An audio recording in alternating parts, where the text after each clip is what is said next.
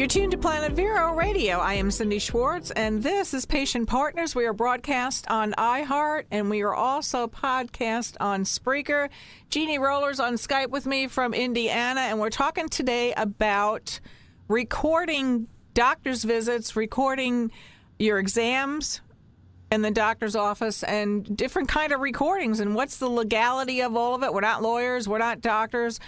But we do have some stories about people that have done different recordings when they went to their exams and their doctor's appointments, and it worked. And one that I know of for a fact, I'm not going to mention any names because I can't, but the person had their lawyer tell the doctor, since my client, is in a lawsuit, everything that client goes to a doctor, everything is going to be recorded, and the doctor had no say at all about it because the lawyer was involved for the patient. So how does that work? I mean, if you're a patient and you want to record some of these things, are you allowed to do that by yourself? Certain states have different laws. I mean, each of the 50 states have different things that you have to ask, you have to consent to. So let's talk about that, Jeannie Roller. Yeah. Well, Indiana is a state that allows the recording if one person is aware, and of course that one person would be the patient.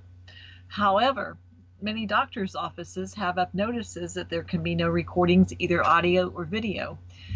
And I have read so many articles where they are talking about that doctors do not like for them to be recorded, either, audio or video, and that this, because it is a break in trust.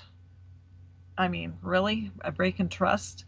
Yeah. So, I mean, it is a catch-22. I mean, you have to do it covertly, because if you do it in the open, they are probably going to ask you to leave and then fire you as a patient. Right. Well, because you can't come in there and say, listen, I'm going to record this, doctor. Is that okay?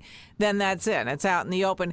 And I'm laughing with you as far as the breaking the trust, because that's how we all got to this point, because our trust was broken. And just, I mean, I'm not laughing to try to make fun of it. I'm laughing because it's so sad and it's so true.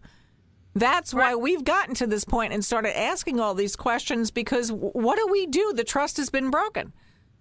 Well, my thing is what are they afraid that they're going to say? Begs the question.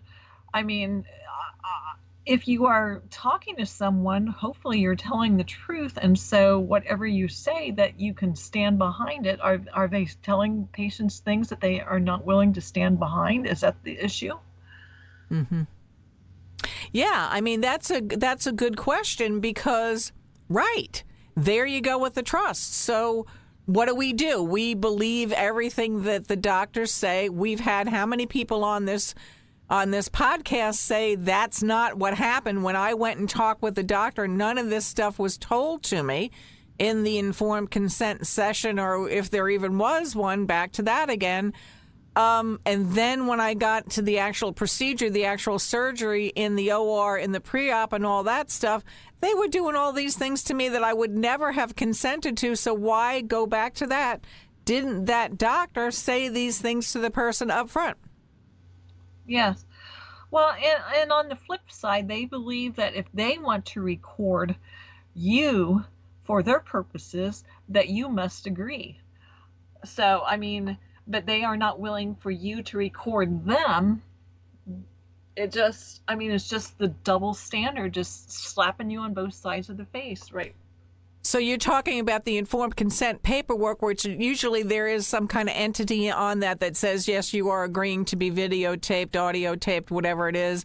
I think it's also usually the same line where you're agreeing to have other people involved in the room, as far as maybe the manufacturer of some kind of instrument they're going to use, or residents that you weren't going to be aware of, you hadn't met them before, things like that. So does this all go hand in hand, and where do we stand as the patient unless we walk in with our lawyer by our side to every one of our exams? I mean, this is crazy, this stuff. I don't know how it's gotten to this.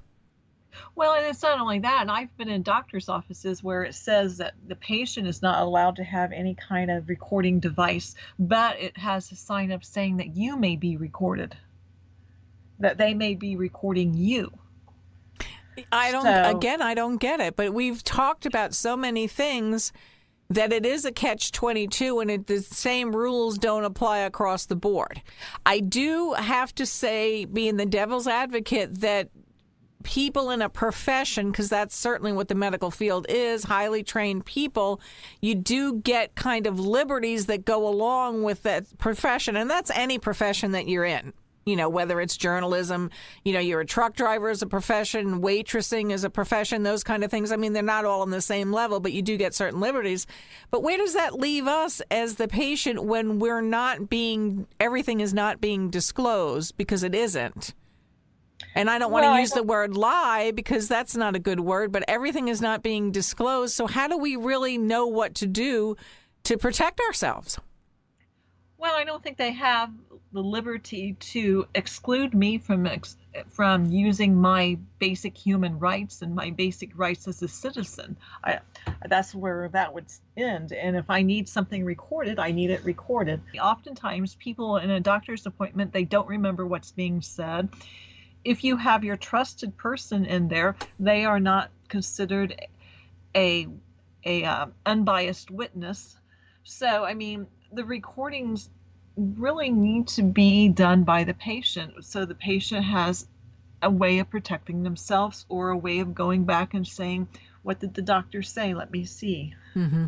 Well, I know for the instance that I'm talking about where the person did have a video recording session in the exam that person went to, the lawyer point blank out, and this is not me saying it, the lawyer said, we have to have this video and audio taped because they lie.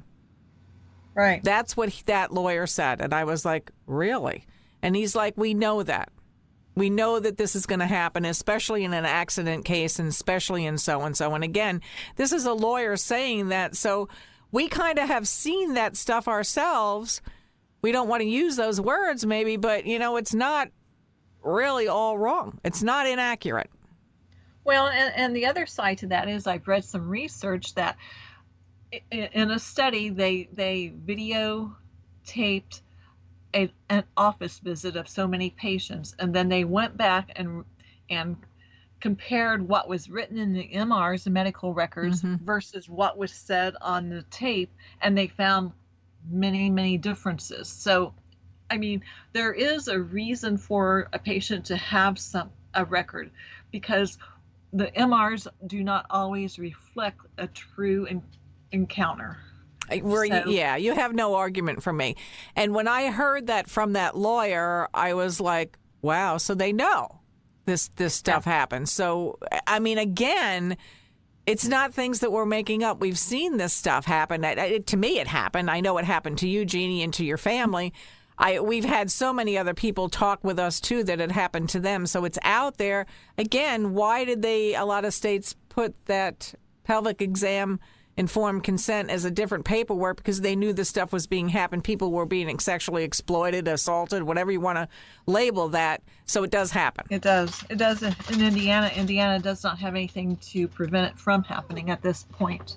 And it's sad. So what do we do then going forward? And we'll talk about this again on another 10-minute segment. What do we do going forward to protect ourselves? It's absolutely crazy that you have to even be involved with this. I want to give a huge thank you to Misty Roberts at patientmodesty.org, and also she is on Facebook at Medical Patient Modesty. She's got some great information. She's been doing this a really long time.